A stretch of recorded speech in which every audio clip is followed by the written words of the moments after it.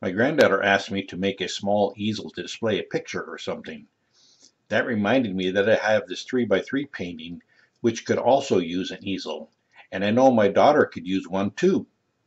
Additionally, my granddaughter, who painted this canvas, could probably use a couple of them. Anyway, I decided to make a total of 7. First, I need to make a drawing of the finished product. I do this because it forces me to make decisions before I begin, so I don't have to say, oh, I should have done this or that first, and ruin my project. The easel should be less than 6 inches tall, and the front legs should be about 30 degrees apart for stability. I am choosing to use maple for this project because it's dense and it will cut nicely. It's also a strong wood, and since the pieces are small, that will work to my advantage.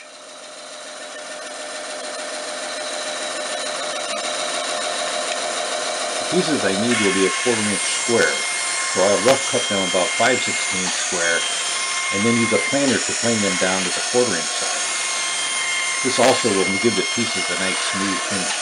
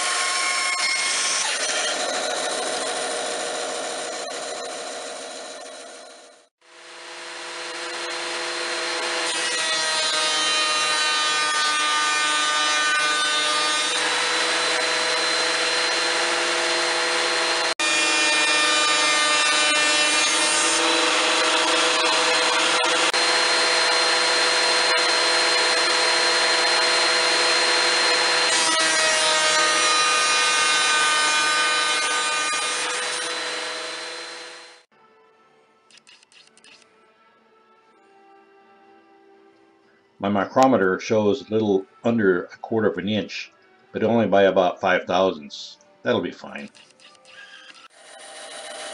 My strips start out being about 20 inches long, but here I'm cutting them into thirds in order to get them closer to their final size.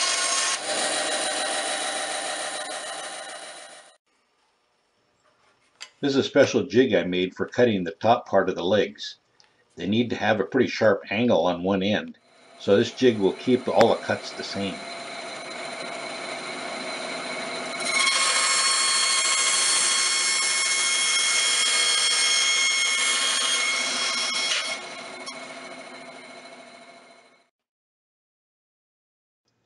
Next I made a jig to hold the legs in the right position as the glue sets.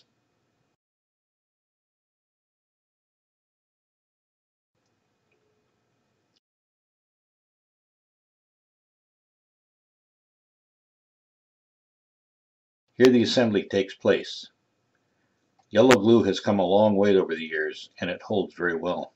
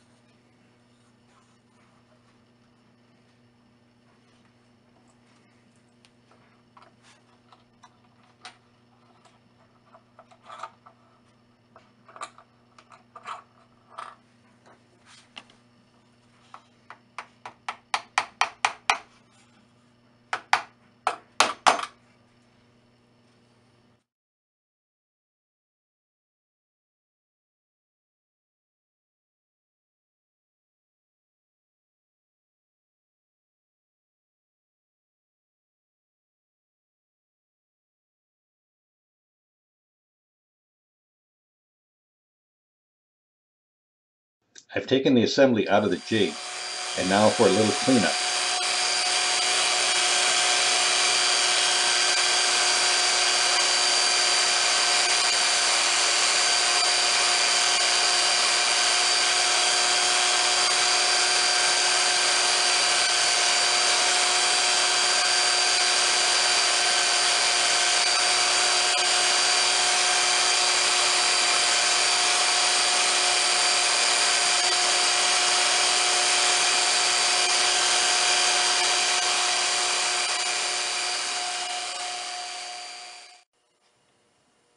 The table on my bandsaw needs to be tilted for the next operation.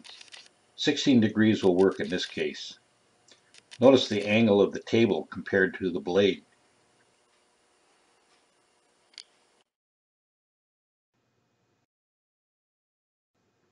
I made another jig to hold the legs in the right position as I cut them. It'd be a shame to have one break off at this point.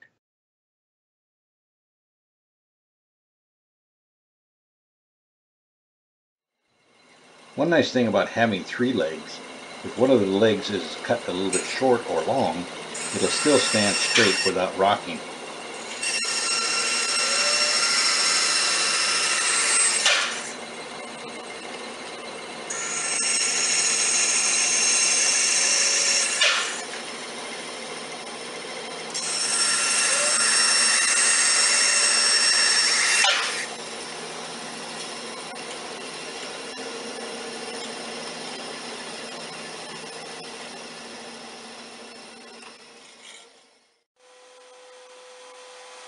Next come the making of the dowels. 1/8" dowel is hard to come by, if you can find them at all. The pieces I need only need to be about a 1/2 inch long, so I've opted to make my own.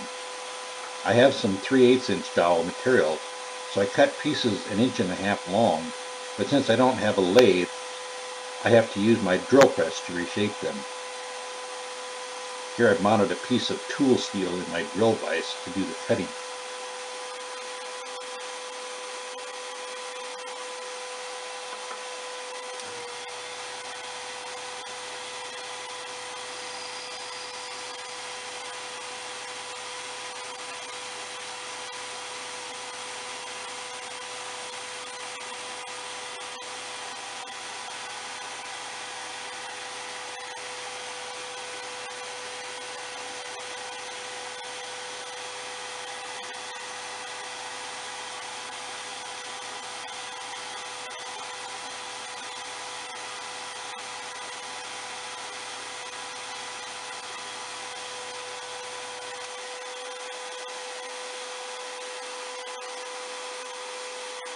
I'm using a drill gauge to check the diameter.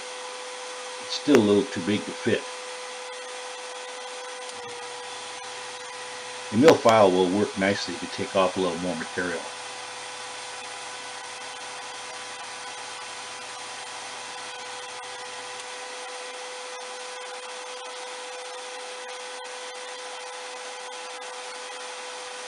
And just right.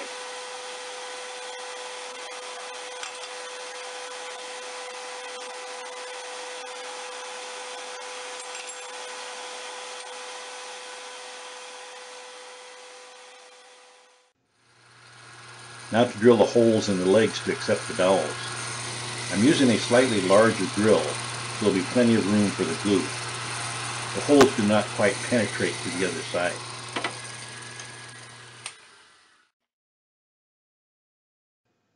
Gluing the dowels. I use a toothpick to make sure glue gets all the way inside the hole before I insert the dowels.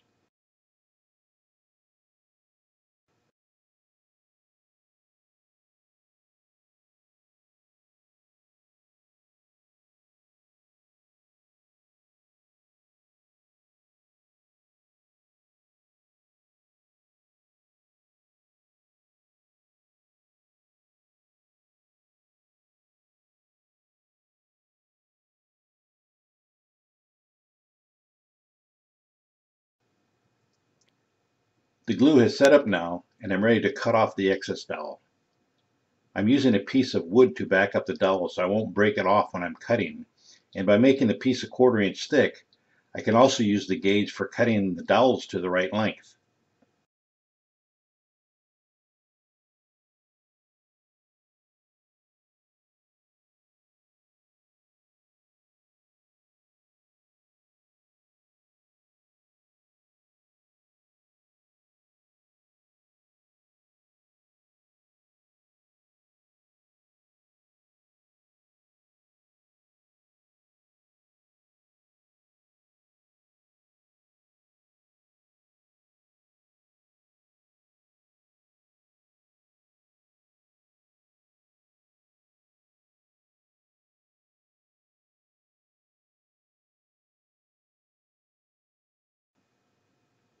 I need to dress up the cuts a little.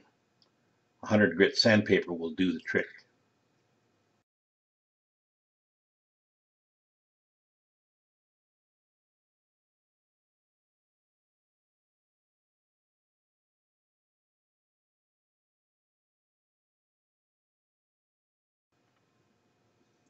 Ready for a finished coat. I like to use shellac because it dries quickly, but mostly because it reminds me of doing Cub Scout projects when I was a boy.